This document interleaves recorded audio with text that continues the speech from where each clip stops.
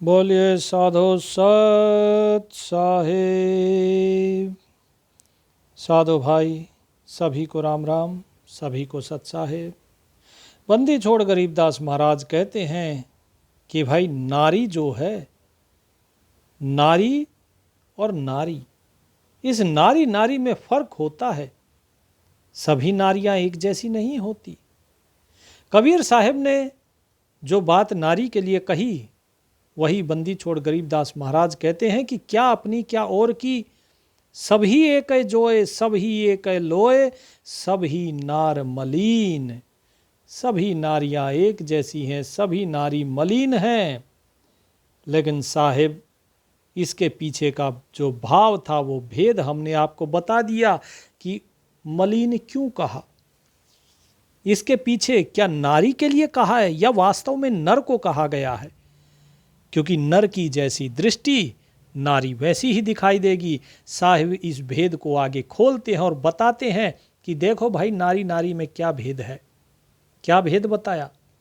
गरीब नारी नारी भेद है, एक मैली एक पाख, जा उधर ध्रुप जे जा की भरिए साख। गरीब कामन कामन भेद है, एक मैली एक पाख, जा उधर प्रहलाद थे जाकू जोरो हाथ। तो देखिए क्या कहा साहिब ने।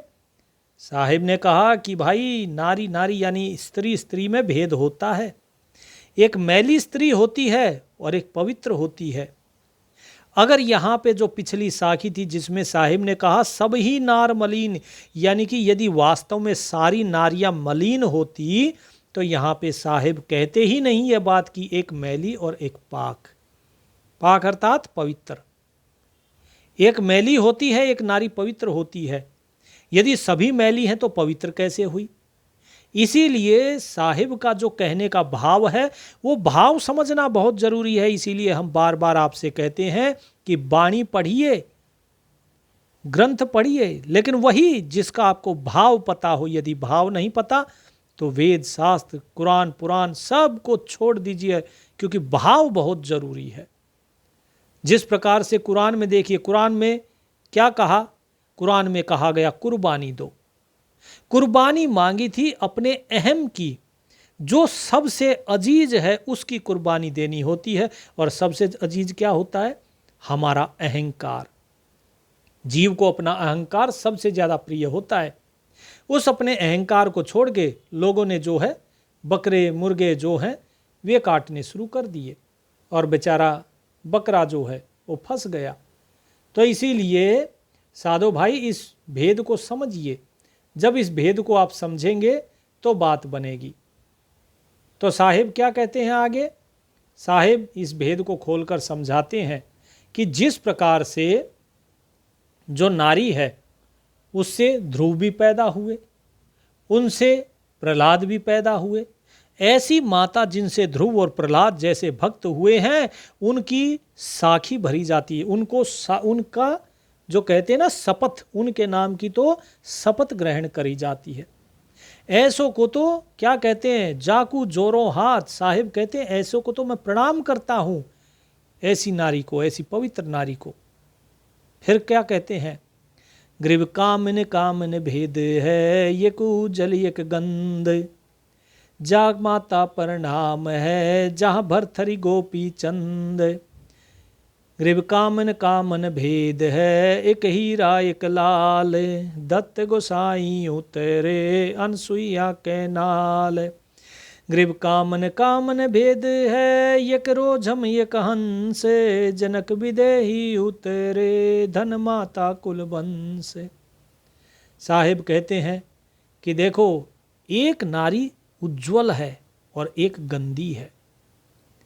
कहते हैं ऐसी माता को हम प्रणाम करते हैं जहां भरथरी और गोपी चंद जैसे भक्त पैदा होते हैं। जिस माता के गर्भ से, वो माता पवित्र है, पाक है, उसने जो संस्कार दिए वे उत्तम है। कहते हैं कि नारी नारी भेद है, कोई हीरा है कोई लाल है।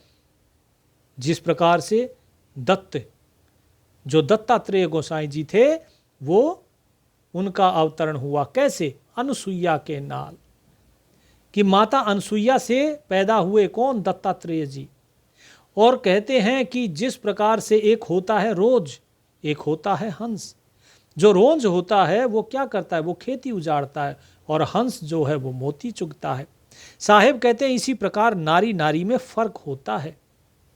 ऐसा नहीं है कि हर एक नारी खराब है, नहीं। कहते हैं जनक विदेही उतरे, कि जनक विदेही इस संसार में आए जिस माता के गर्भ से, वो माता धन्य है, और वो कुल, वो वंश धन्य हो गया। तो साहिब फिर क्या कहते हैं? ग्रीव नारी नारी क्या कहे, नारी बहुगुण भेव, जा माता कुर्बान है, जहाँ उपदे सुखदेव। ग्रीव नारी नारी क्या करे, नारी कंचन कूप, नारी से ती उपजे, नामदेव से भूप। ग्रीव नारी नारी क्या करे, नारी भक्ति विलास, नारी से ती उपजे, धन्ना भगत रह दास। क्या कहा कि भाई नारी नारी क्या कर रहे हो? नारी के अंदर बहुत गुण होते हैं। जितनी ममता, जितना प्रेम नारी के अंदर होता है, इतना पुरुष में नहीं होता। बच्चे का लालन पालन जिस संयम के साथ नारी करती है, पुरुष के अंदर उतना संयम नहीं होता, पुरुष नहीं कर सकता इतना सब। कहते हैं ऐसी माता पर हम कुर्बान जाते हैं, जिसने 12 वर्ष सुखदेव जैसे योगी को अपने गर्भ में धारण किया।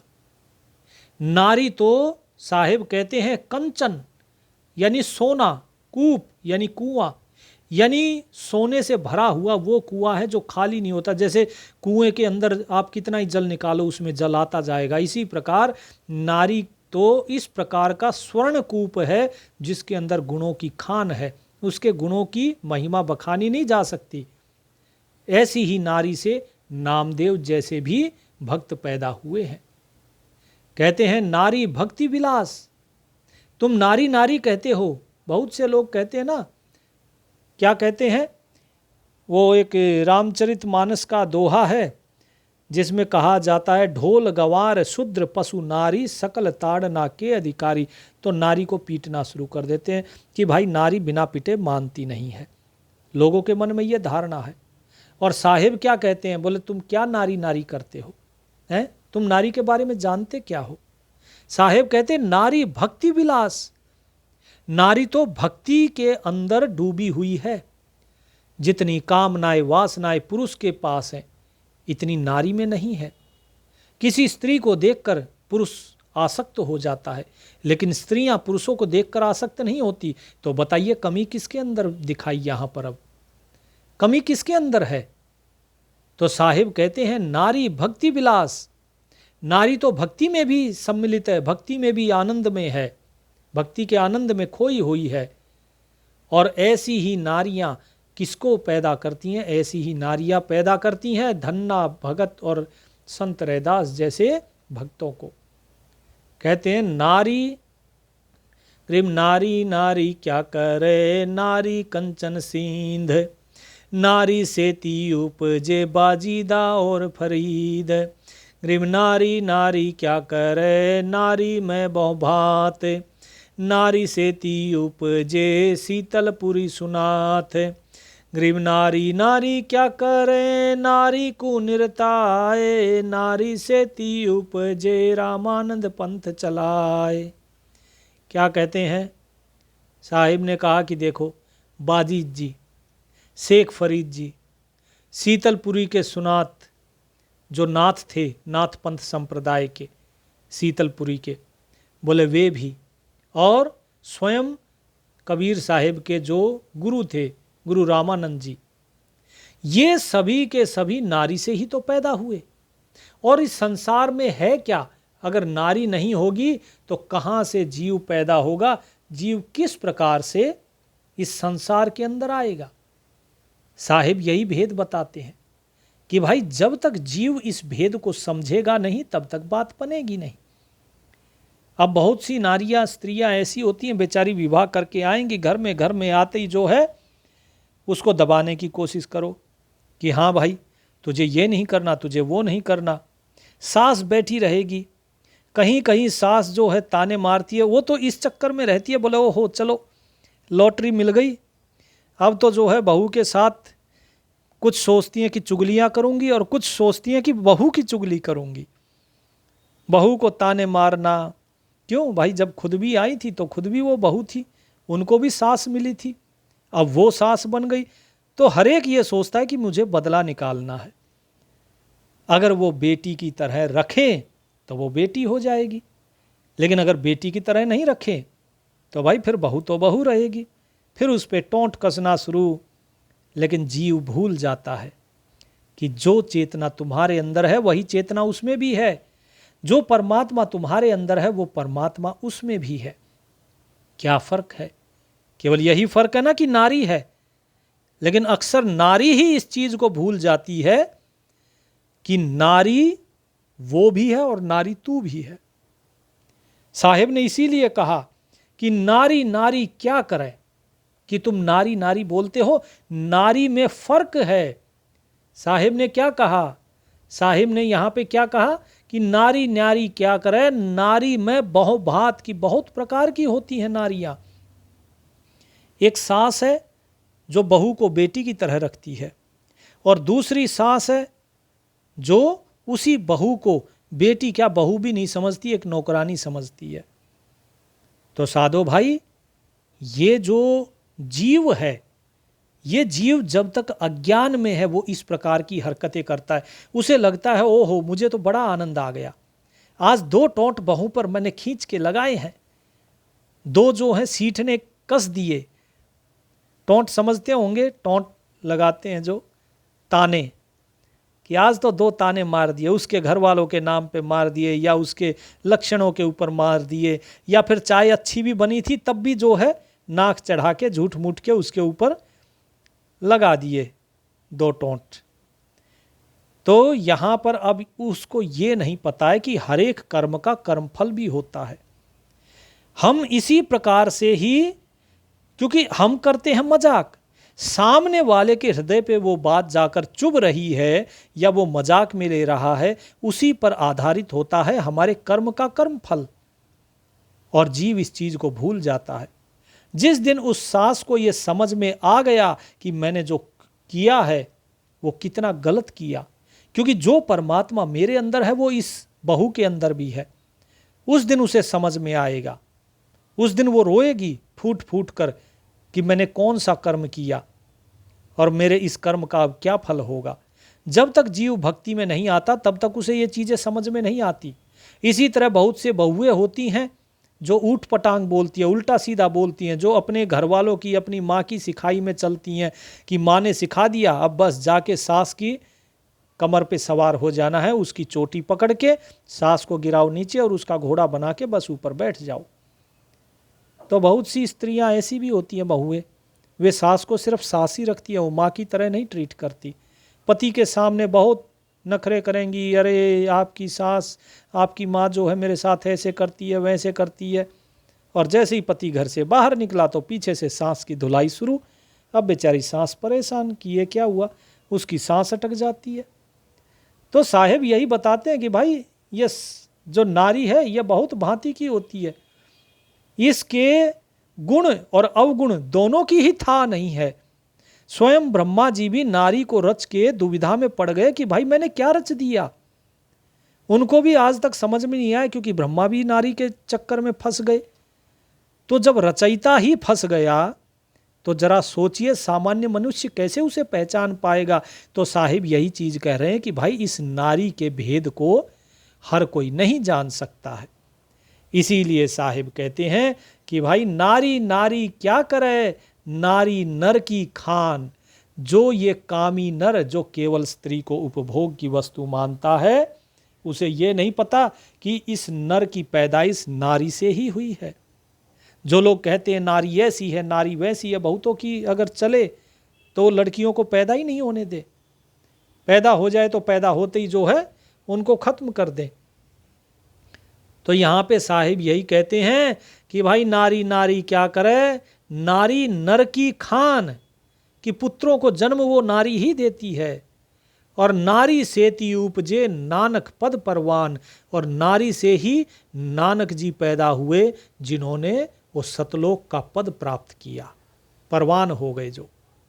फिर क्या कहा, ग्रीव नारी नारी क्या करे, नारी सरगुण बेल, नारी से ती उपजे दादू भगत हमेल।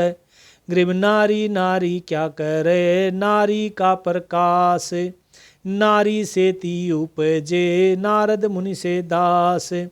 ग्रीव नारी नारी क्या करे, नारी निर्गुण नेस, नारी से ती उपजे ब्रह्मा विष्णु महेश। अब बताइए, साहिब ने क्या कहा कि नारी सगुण बेल है। सगुण बेल कैसे? क्योंकि इस जगत में जो भी कुछ दिखाई दे रहा है ये सब कुछ सगुण है, हर एक का कुछ ना कुछ गुण है। तो इसीलिए साधो भाई साहेब यहां बताते हैं कि जो सगुण है, बेल, बेल के ऊपर क्या लगते हैं? बेल के ऊपर पत्ते लगते हैं, फल लगते हैं, सब्जियां लगती है ना। तो जो बेल होती है, जिस प्रकार बेल पे फल आता है, इसी प्रकार जो सगुण बेल है ये नारी ही है। यानी सगुण जो अवतार होते हैं, चाहे वो राम हो, चाहे कृष्ण हो, चाहे किसी भी रूप में हो, सब नारी के माध्यम से ही है। नारी सेती उपजे दादू भक्त हमेल। स्वयं दादू साहेब भी जो है किससे पैदा हुए? वे भी नारी से ही हुए। फिर क्या कहा कि नारी नारी क्या करे, नारी का प्रकाश, कि भाई तीनों लोकों में नारी का ही तो प्रकाश हो रहा है। किसकी पूजा होती है? ब्रह्मा विष्णु महेश से भी ऊपर दुर्गा की, काली की, वो नारी ही तो है। बोले उसका देखो, उसकी महिमा हो रही है, उसका प्रकाश हो रहा है। क्या कभी आपने देखा है उसको माता का दर्जा दिया जाता है? तो कहते हैं नारी सेति उपजे नारद मुनि से दास। नारद मुनि जैसे दास, दास अर्थात सेवक, जो हर समय नारायण नारायण करते रहते हैं, उनकी भी उत्पत्ति नारी से ही है। और इतना ही नहीं, जिस नारायण को नाम लेते हैं वो नारायण भी क्या है? ब्रह्मा विष्णु महेश, वे तीनों के तीनों उस नारी रूपी कौन थी? अद्या, माया। उस माया रूपी नारी से ही ये तीनों प्रकट हुए। तो माया क्या है? सगुण है कि निर्गुण है? कि नारी नारी क्या करे, नारी निर्गुण नेस। ठीक है जी। और फिर क्या बताया इसके बाद कि भाई इतना ही नहीं, और भी समझो कि नारी नारी क्या करे, नारी मूला माए। मूला समझते हो? मूला कहते हैं साधो भाई जो मूल है, जड़, यानी कि जहाँ से शुरुआत होती है। वृक्ष की शुरुआत कहाँ से? जड़ से शुरू होती है। पोषण भी जड़ से ही मिलता है। कि जो मूला माई है वो कौन है? नारी, यानी माया। तो सब वो नारी ही है। ब्रह्म जोग ने आदि है, चरण कमल ल्योलाय। आपने जब वाणी पढ़ेंगे तो वाणी में आप समझेंगे कि वाणी के अंदर साहिब ने माया की महिमा गाई है, माया की आरती गाई है। जरा सोचिए, स्वयं सतगुरु और स्वयं सत्य पुरुष माया की महिमा गा रहे हैं, माया की आरती कर रहे हैं। ऐसा क्यों? जब ये प्रसंग आएगा तब आपको ये सारी चीज़ें, इन सारी चीज़ों का भेद बताया जाएगा। क्योंकि साधो भाई इस संसार में तीन चीज़ें हैं। कोई भी हो, इस तीन चीज़ों के बगैर कोई भी चीज़ चल नहीं सकती है। आपने कंप्यूटर देखा होगा। कंप्यूटर छोड़िए, कंप्यूटर बड़ी चीज़ हो गई, पंखा ले लेते हैं। पंखा है, पंखे को चलने के लिए क्या चीज़ चाहिए? एक तो ऊपर का ढांचा, और उसके बाद दूसरा कि उस ढांचे के अंदर तार, वाइंडिंग जो बोली जाती है ना, वो वाइंडिंग चाहिए। अंदर कुछ ना कुछ तो होना चाहिए ना, साजो सामान। और उसके बाद तीसरी चीज़ क्या है? तीसरी चीज़ है उसके अंदर बिजली होनी चाहिए, तब पंखा चलेगा। अगर अंदर वाइंडिंग नहीं है तो बिजली दे दो, कुछ नहीं होगा। अगर खाली वाइंडिंग लगा दी और बाहर का पंखा है ही नहीं और उसमें बिजली दे दो, कुछ नहीं होगा।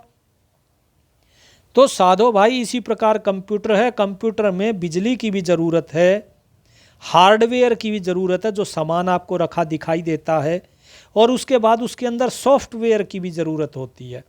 ये मोबाइल जो आप देख रहे हो, इस मोबाइल के अंदर बैटरी की बिजली है और इसके अंदर बहुत सी चीज़ें लगी हुई हैं जो सॉफ्टवेयर है, वो सॉफ्टवेयर आपको ये सब कुछ दिखा रहा है। और तीसरी चीज़ क्या है, ऊपर का ये कवर, ये डब्बा जो सामान है, तो इसमें भी सामान भी है, सॉफ्टवेयर भी है और बिजली भी है। ये तीन चीज़ें चाहिए होती हैं हमेशा। इसी प्रकार इस संसार में कोई भी जीव कब पूर्ण होता है, कोई भी शरीर कब पूर्ण होता है, जब एक तो शरीर हो और दूसरा उस शरीर को जीवित करने वाली क्या, आत्मा, तत्व होना चाहिए। और तीसरी चीज, अब तत्व भी है, आत्मा भी है शरीर के अंदर और ये शरीर भी है, लेकिन ये शरीर तो पड़ा हुआ है। क्यों पड़ा हुआ है? इसलिए पड़ा हुआ है क्योंकि इसमें एक चीज और चाहिए और वो चीज है मन।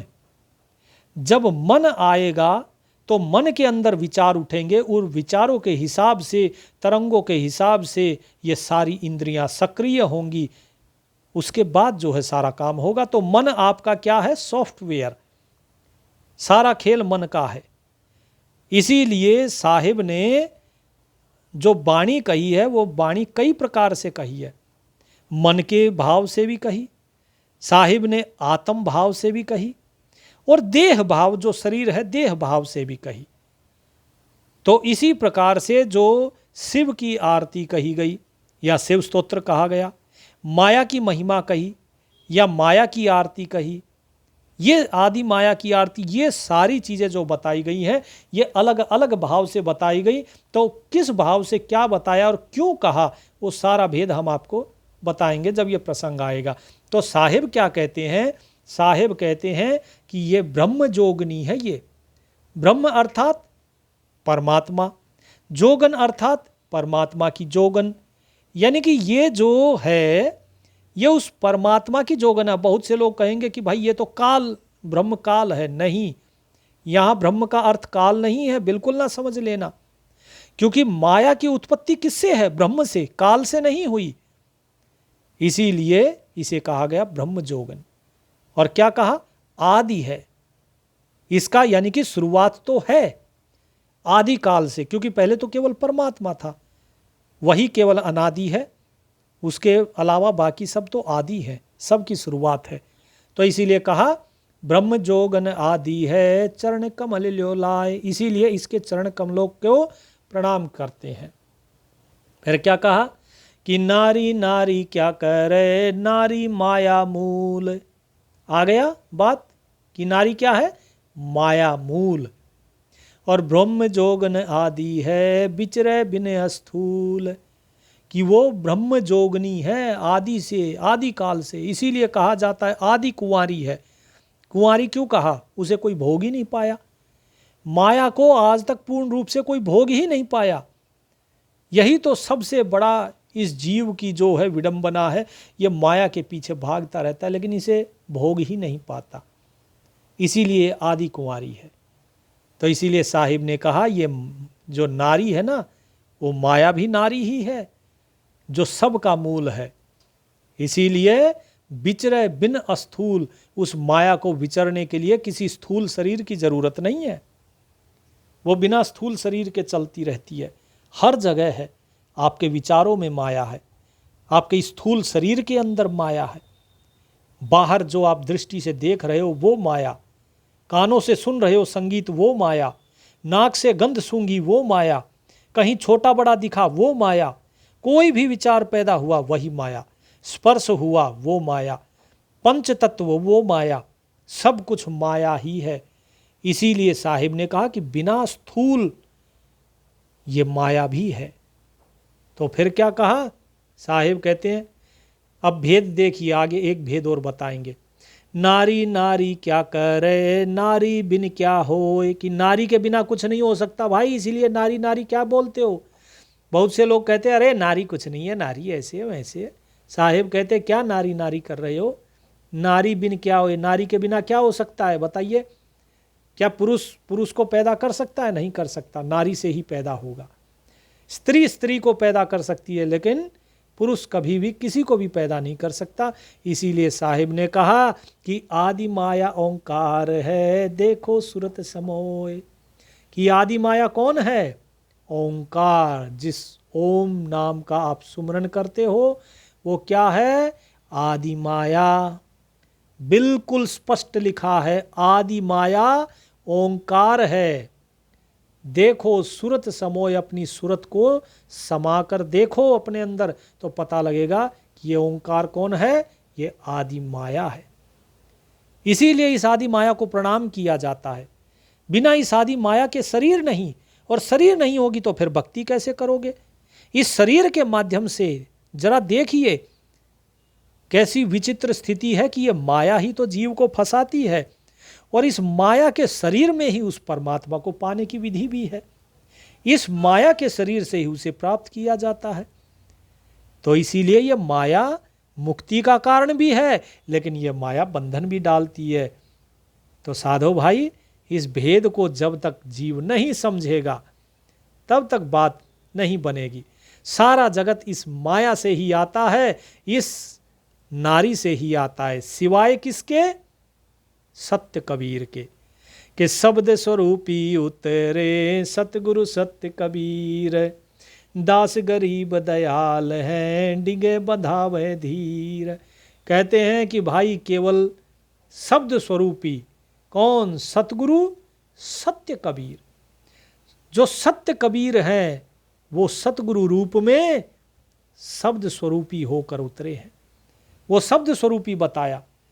सतगुरु और सत्य पुरुष दोनों एक ही हैं। कौन है? सत्य कबीर, वही है। इसीलिए यहां पे स्पष्ट बता दिया, सतगुरु सत्य कबीर। कई जगह आता है सतगुरु पुरुष कबीर। ठीक है जी। तो यहां पे जो बताया है वो यही बताया है कि कबीर कौन है? कबीर नहीं, सत्य कबीर। सत्य कबीर कौन है? कि शब्द स्वरूपी है।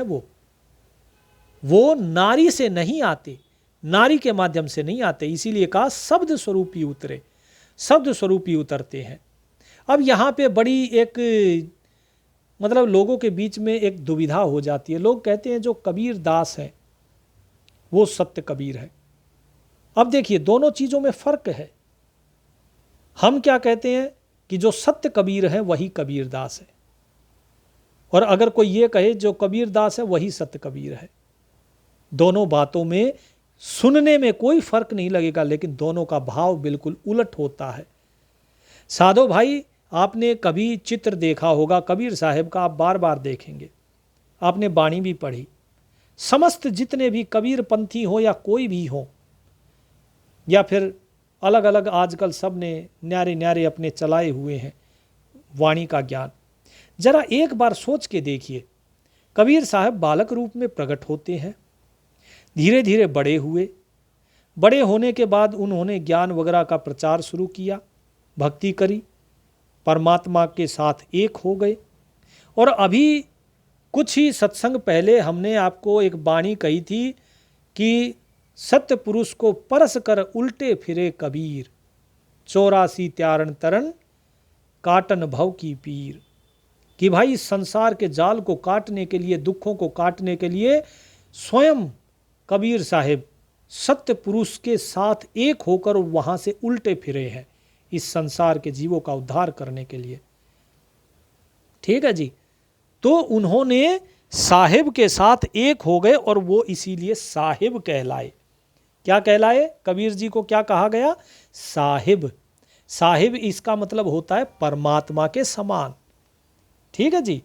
इसीलिए कबीरदास जी को हम कहते हैं कबीर साहिब, और हम कबीर साहिब की बाणी पढ़ते हैं। अब यहाँ पर देखिए, यहाँ क्या है? सत्य कबीर। आप आगे भी आएगी बाणी तो उसमें आप पढ़ेंगे, गोरख के मस्तक तपे अदली सत्य कबीर। ये बार बार सत्य कबीर आएगा शब्द। तो क्या दोनों अलग हैं? कबीरदास जी बच्चे भी थे, कबीरदास जी बड़े भी हुए, कबीरदास जी फिर बूढ़े भी हुए, कबीरदास जी प्रकट हुए थे और कबीरदास जी अंतर ध्यान हो गए। उन्होंने परमात्मा को प्राप्त कर लिया, परमात्मा के साथ एक हुए, तो जैसे प्रकट हुए वैसे ही अंतर ध्यान भी हो गए, सह शरीर ही अंतर ध्यान हो गए। तो साधो भाई, इस भेद को समझो कि जब कोई चीज परिवर्तन हो रहा है, कि कोई बालक भी है, कोई बड़ा भी हुआ, फिर बूढ़ा भी हुआ, तो शरीर में बदलाव आया कि नहीं? अगर बुढ़ापा आया, अब देखिए कबीर जी जो हैं, जो सत्य कबीर हैं, वो अजर अमर अविनाशी हैं। अजर अर्थात जिसमें बुढ़ापा नहीं आता। लेकिन कबीर दास जी जो थे, कबीर दास किसको कहा गया? जो शरीर था, उस शरीर का नाम था कबीर दास। वो शरीर तो बूढ़ा भी हुआ, वो शरीर जवान भी था, और वो शरीर बालक भी था। उससे पहले वो शरीर प्रकट हुआ और उसके बाद वो अंत में वो शरीर अंतर्ध्यान भी हो गया। तो ये जो बदलाव आता है शरीर में, किस में आता है? माया के शरीर में, क्योंकि बदलाव माया में होता है। परमात्मा अखंड है, परमात्मा अजर अमर अविनाशी है। वो सत्य कबीर ना बच्चा होता है ना बूढ़ा होता है। साहिब सबका बाप है, बेटा किसी का नाही, बेटा होकर उतरे सो तो साहिब नाही। तो वो कभी भी ना बालक होता है ना बड़ा होता है। आगे वाणी आएगी तब आपको हम बताएंगे। बंदी छोड़ गरीबदास महाराज ने सारा भेद खोला हुआ है, लेकिन लोगों को वो समझ में नहीं आता। और लोग क्या करते हैं? कबीर दास जी की मूर्ति लगा के और कहते हैं लेट जाओ इसके सामने, करो दंडवत प्रणाम, और कबीर दास जी की मूर्ति की पूजा कराते हैं। उस मूर्ति के क्या है? आप हमारे भी वीडियो के थंबनेल देखते होंगे तो उसमें भी क्या है? सफ़ेद दाढ़ी है, सफ़ेद मूछ है, सफ़ेद बाल आए हुए हैं, यानी बूढ़े हो गए। तो जो बचपन जिसके अंदर आया, जवानी जिसमें आई और बूढ़ा जिसमें हो गया, वो शरीर जो है वो शरीर माया होती है। जिसमें बदलाव आए वो माया का शरीर। तो साधो भाई, सत्य को ग्रहण करना चाहिए, अंधविश्वास नहीं। मेरे लिए सिवाय कबीर साहेब के मैं किसी को नहीं मानता। मेरे लिए परमात्मा अगर कोई है तो सत्य कबीर है। और मैं अगर किसी वाणी पर विश्वास करता हूं तो बंदी छोड़ गरीबदास महाराज की वाणी, कबीर साहिब की वाणी पर, और किसी की नहीं। इसीलिए साधो भाई, इस भेद को जब तक नहीं जानेगा जीव, तब तक वो उलझा रहेगा। कभी वो राम के पीछे उलझ जाता है, कभी वो कृष्ण के पीछे उलझ जाता है। श्री कृष्ण ने भी कहा, अहम आत्मा गुड़ाकेश सर्वभूतानाम संस्थिता। सभी भूतों के अंदर स्थित जो आत्मा है, मैं वो आत्मा हूं। लेकिन लोगों ने आत्मा को छोड़ के और जो शरीर था उस शरीर की मूर्तियां बना के पूजना शुरू कर दिया। उस शरीर के आगे लंबे लेट के दंडवत करने लगे, उन मूर्तियों के आगे। यही चीज अब कबीर साहिब के साथ की जा रही है। उनकी भी मूर्तियां बना के और उनके आगे दंडवत लेट जाते हैं, मूर्तियों के आगे। तो अब बताइए किसकी पूजा हो रही है? यही चीज साहिब बार बार भ्रम तोड़ते हैं जीवों का। और एक बार नहीं, इस वाणी में अनेकों अनेक बार कहा है साहिब ने, सत्य कबीर, कि शब्द स्वरूपी उतरे, कि शब्द स्वरूपी उतरे हैं। कौन शब्द स्वरूपी? बताया है कि जो उतरे थे ना, जो सतगुरु सत्य कबीर थे, वो शब्द स्वरूपी थे, ना कि वो देह स्वरूपी। जो देह यहां दिखाई दे रही थी, वो देह तो क्या थी? माया की थी। और इसी माया की देह उन्होंने धारण करके, अपने अधीन करके अपनी माया को, तब जाके उन्होंने संसार से व्यवहार किया, संसार को ज्ञान दिया कि दास गरीब दयाल हैं, डिगे बंधावे धीर। कि जो दयाल है, दयाल किसको बोला गया? एक है काल और एक है दयाल। काल वो है जो हमें भरमाता है, जो फंसाता है, जन्म मरण के चक्र में डालता है। और दयाल कौन है? दयाल है स्वयं सतगुरु, जो डिगे बंधावे धीर, जो भक्ति से डिगे हुए लोगों को धैर्य बंधाते हैं और उन्हें पार कराते हैं, उन पर दया करते हैं। तो साधो भाई, इसलिए सत्य कबीर, कबीर साहिब, इनके बीच में भेद जब तक जानोगे नहीं, तब तक बात बनेगी नहीं। अब आगे वाणी में आपको ये सारी चीजें मिलेंगी। कहीं पर आएगा कबीर, कहीं आएगा जुलाहा, कहीं आएगा जुलैधी, कहीं कुछ, कहीं कुछ, कहीं सत कबीर, कहीं पुरुष कबीर, कहीं सतगुरु कबीर। ये सब अलग अलग नाम आएंगे। उनके भाव के हिसाब से हम आपको वाणी का सारा भेद खोलते जाएंगे, क्योंकि यदि भाव नहीं समझा तो फिर से आप भटक सकते हैं। इसलिए साहिब का ज्ञान होना बहुत जरूरी है, लेकिन भाव के साथ। परमात्मा आप सभी का कल्याण करें। सत साहिब।